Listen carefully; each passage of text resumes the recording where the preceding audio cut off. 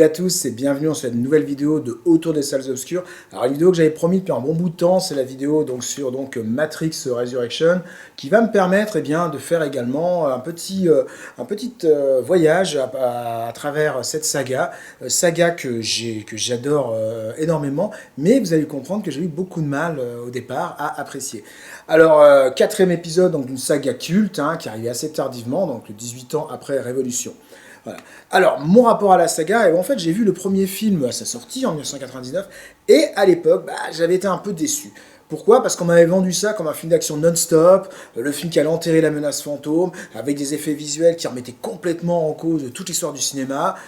Et en fait, je me suis retrouvé devant un film qui, effectivement, avait certains effets spéciaux, que le bullet time qui était absolument extraordinaire, mais avec des longs tunnels de dialogue qui ralentissaient le rythme. Bon, une histoire qui n'était pas si révolutionnaire que ça, voilà, quand même des machines qui prennent le pas sur les hommes, on l'avait déjà vu avant. Et puis également, j'avais compris très rapidement qu'était le trait au sein de l'équipe de Morpheus. Enfin, voilà. J'avais été un petit peu déçu, je m'attendais à mieux. Et en fait, j'ai redécouvert le film lors de la sortie du collector DVD. C'est un des premiers DVD que j'avais acheté à l'époque, parce que j'ai été très longtemps réticent à passer au DVD, parce que j'étais un fan du Laserdisc, comme vous le savez. Et c'est quand j'ai pu acheter un lecteur bistandard, donc Laserdisc et DVD, que je me suis mis. Et c'est vrai, j'ai donc pu revoir le film.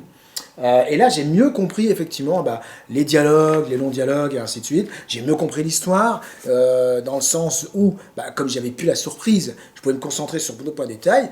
Et je me suis rendu compte qu'effectivement, il y avait beaucoup plus de connexion entre les deux univers présentés, qu'il y avait pourquoi le rythme était ainsi, pourquoi on passait de l'un à un autre univers et ainsi de suite. Enfin, il y a vraiment un énorme travail. Et puis, il faut dire également, entre-temps, j'avais lu quelques interviews des frères Wachowski, qui étaient des frères à l'époque, qui donnaient pas mal de clés du film en fait. Et finalement, vous savez, souvent la première impression n'est pas toujours la bonne, j'ai nettement apprécié ce Matrix. Voilà. Donc du coup, j'ai été franchement hypé par les sorties qui étaient annoncées en 2002, parce que là, les Wachowski avaient dit que là, on va avoir de l'argent, on vous promet du spectacle du jamais vu sur grand écran, et franchement, j'avais pas été déçu.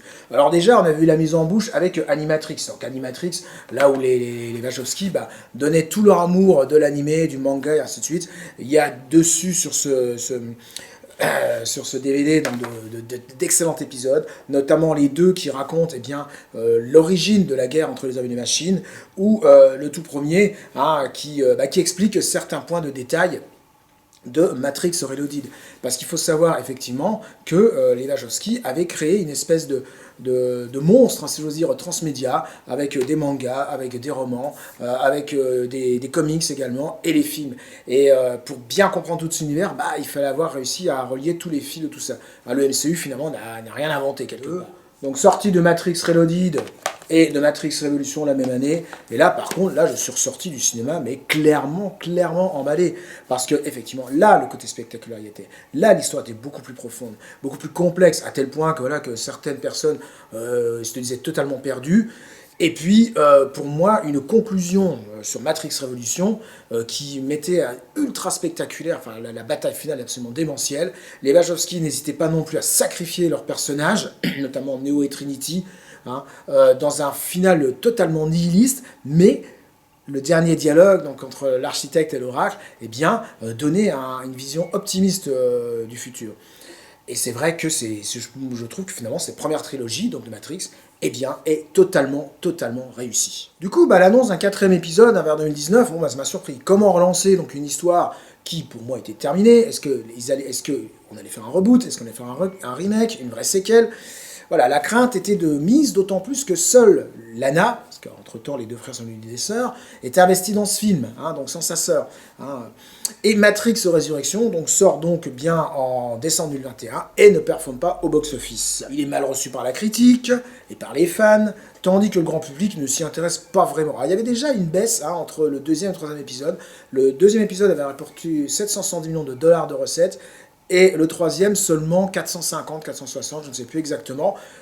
Ce qui montre que beaucoup de gens finalement n'ont pas voulu aller voir, n'ont pas été voir la conclusion de ce film. Soyons patients, il était un peu la même chose pour Retour vers le futur. Le 3 avait moins performé que le 2. Bon, comme quoi il y a des gens, finalement les questions laissées en suspense, ça les dérange pas. Donc l'un des mots les plus associés à ce 4 épisodes, c'était le mot inutile. pour beaucoup de gens, la trilogie se terminait de toute façon par la mort de Neo et de Trinity. La Matrix était vaincue, était obligée, entre guillemets, de se remettre à jour en respectant le droit des êtres humains. Et d'être plus respectueuse des libertés. Et en fait, il suffisait de lire les commentaires sur certains forums pour voir que le film attisait une haine vraiment intense. Alors, on est dans ce wokisme du film, il y avait même des propos clairement transphobes envers Lana. Enfin bref, voilà, Matrix 4 est clairement un échec, pour certains, un échec complet. Un film qui déshonorait la trilogie originale, qui ne rendait pas justice à ses personnages, et de toute façon, ça a été un échec total au box-office. Le film a coûté une blinde, mais n'est absolument pas du tout rentré dans ses frais. Moi, personnellement, je vois ce quatrième épisode comme quelque chose de très différent. Déjà, bon, je l'ai apprécié, sinon j'en parlerai pas ici. Mais si je devais le classer, effectivement, les 4 films, je le mettrais en quatrième. C'est pas le meilleur de la trilogie. Pour moi, le meilleur, ça reste Révolution. Mais je n'y vois pas un film infamant, je vois pas une erreur, je vois pas un truc wokiste, je vois pas un reboot raté. Là, je vais essayer de m'expliquer. Donc en fait, la clé, elle se trouve dans un des premiers dialogues du film, quand Thomas Anderson, donc toujours joué par Keanu Reeves, alors 20 ans plus tard, moi je le trouve toujours aussi comment dirais-je, toujours aussi impressionnant dans son look et ainsi de suite. Bon, évidemment, il est plus vieux, là, il a les cheveux longs comme dans John Wick, mais bon, je trouve qu'il a plutôt bien vieilli, ce bon Keanu Reeves. Voilà. Et donc la nouvelle itération dans la Matrix, voilà, parce qu'il a été rebooté lui aussi dans la Matrix. Donc il est concepteur de jeux vidéo et il se voit obligé de produire un nouveau jeu vidéo, Matrix. Il a été à l'origine d'un succès d'une trilogie d'un jeu vidéo qui s'appelle déjà Matrix, et on lui demande de faire un nouveau jeu vidéo. Et c'est son patron qui lui dit, bah voilà, la maison mère veut un nouveau projet plus classique et sans risque, donc on va remaker Matrix. Et ce qui est rigolo, c'est qu'on comprend qu'Anderson a travaillé sur d'autres projets qui ne marchent pas très bien, qui ont explosé leur budget. Et là, si on fait un parallèle avec la suite de la carrière des Wachowski, on sait que ça n'a pas été un long fleuve tranquille. Voilà. Alors, le duo s'est lancé dans des projets atypiques qui n'ont pas vraiment fonctionné. Alors, Speed Racer a quelque peu sauvé les meubles. Moi, je trouve que c'est une bonne adaptation de manga qui est peut-être un peu trop synthétique sur certains passages au niveau des effets visuels, mais bon, c'est plutôt sympa. Ensuite, ils ont sorti donc Cloud Atlas. Alors ça, c'est un film extraordinaire, extrêmement long, qui s'étend sur plusieurs siècles, de lointain passé jusqu'au futur le plus lointain également, avec des acteurs qui jouent plusieurs rôles, y compris des rôles d'hommes, des rôles de femmes. Enfin, voilà. C'est un film absolument dantesque, moi je l'adore.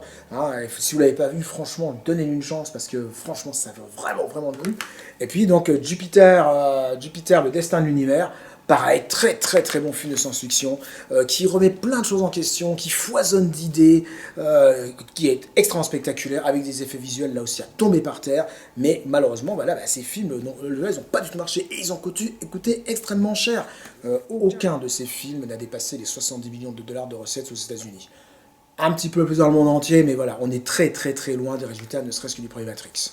Donc la Warner, elle perd des fortunes, et on peut comprendre en filigrane que si elle veut continuer à financer donc les films des sœurs, elles-mêmes doivent lâcher du lest et donc relancer la Matrice. Qui plus est, donc les Wachowski ont subi plusieurs deuils rapprochés, leurs parents notamment. Et Lana, elle explique que lorsqu'elle va écrire le script donc, de ce Matrix Résurrection, le fait de retrouver Neo, de retrouver Trinity et compagnie, ça lui permet de retrouver des amis qu'elle a perdus de vue depuis longtemps et de mieux vivre son deuil. Donc elle va développer donc une histoire qui lui permet de remettre en scène les personnages de la trilogie originale. Elle retrouve certains acteurs comme Keanu Reeves ou Cameron Mox, mais pas Laurence Fishburne.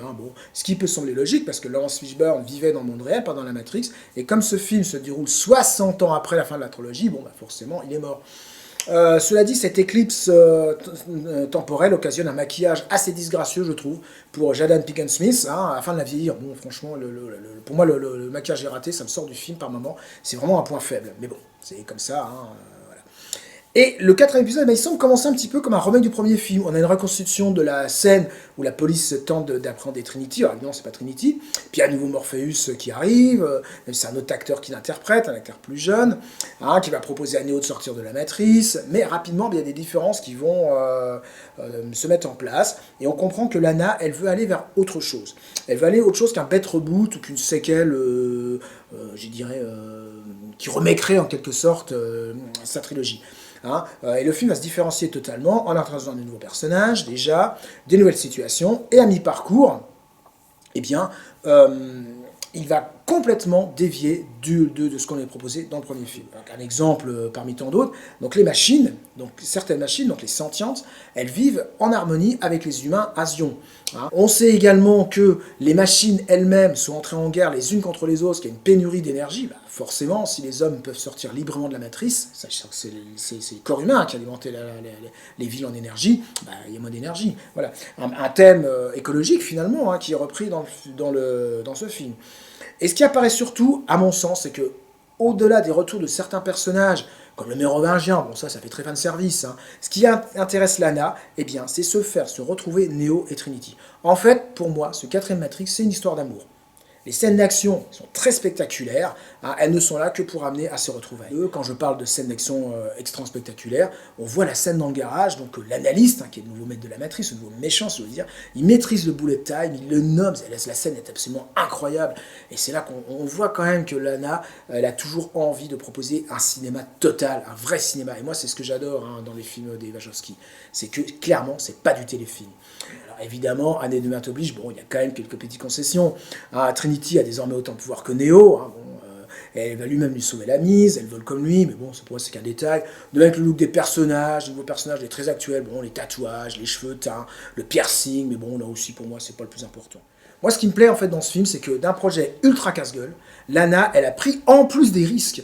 Elle savait que le film, de toute façon, serait critiqué, serait attendu. On l'a vu avec les Star Wars, et ainsi de suite. Eh ben non, elle a osé aller encore plus loin de ce que certains pouvaient espérer. Les personnages ne sont pas clairement ceux que l'on attend, notamment le méchant. Au départ, c'est pas celui auquel on croit, hein, il en cache en fait un autre. Les situations ne se calquent pas. La trilogie originale, et je le redis, le but, c'est de refaire renaître l'histoire entre Neo et Trinity. Tout le film tend vers ça, et ça dès le départ, parce que Neo, il sent qu'il lui manque quelque chose. Il sent bien son existence est vide quelque part. Et c'est ce qu'il dit à son psychiatre. Et le psychiatre, d'ailleurs, qui lui donne des pilules de couleur, hein, je vous laisse revoir le film, pour mieux supporter justement ce manque. Alors oui, bon, certains ont dit que Lana, elle avait délibérément complexifié son scénario, pour lui donner plus d'importance, mais c'était déjà le cas de la trilogie. Revoyez Reloaded, Roger la Révolution, et on voit bien qu'il y a certains aspects qui ne sont pas clairement expliqués, mais justement, moi c'est un peu ce qui fait sa force. Hein. Je me rappelle, un des rédacteurs de Mad Movies parlait, pour Révolution, il parlait de notre 2001 à nous. Et bien clairement, Matrix, la trilogie originale, c'est 2001, un 2001 moderne. Résurrection, pour moi, c'est la même chose. On peut voir un tas de choses, mais moi, je le répète, j'y vois une histoire d'amour. Je leur ai dit, donc le public, clairement, n'a pas adhéré du tout. Hein, 37 millions aux États-Unis, 157 dans le monde entier, pour un film qui a coûté pas loin de 160 millions de dollars. Je dois être un des rares à l'apprécier. Hein, 67% sur Rotten Tomatoes, c'est vraiment très très bas. La note d'Allociné de 3 sur 5, par exemple. Même pas 1 million d'entrées en France, alors que Reloaded avait dépassé les 7 millions. Clairement, c'est un film qui n'a pas été apprécié, qui n'a pas été aimé. Et je le déplore parce que, très franchement, il y a beaucoup plus dans ce film qu'un simple remake uniquement produit par la Warner pour du pognon. Clairement. Hein. Alors évidemment, c'est mon avis, ce n'est pas forcément le vote. D'ailleurs, si vous avez vu le film, n'hésitez pas à me dire en dessous ce que vous avez pensé. Si vous n'avez pas vu, donnez-lui une chance. Bon, on le trouve assez facilement en Blu-ray, en promo ou sur les plateformes de streaming, hein, je suppose.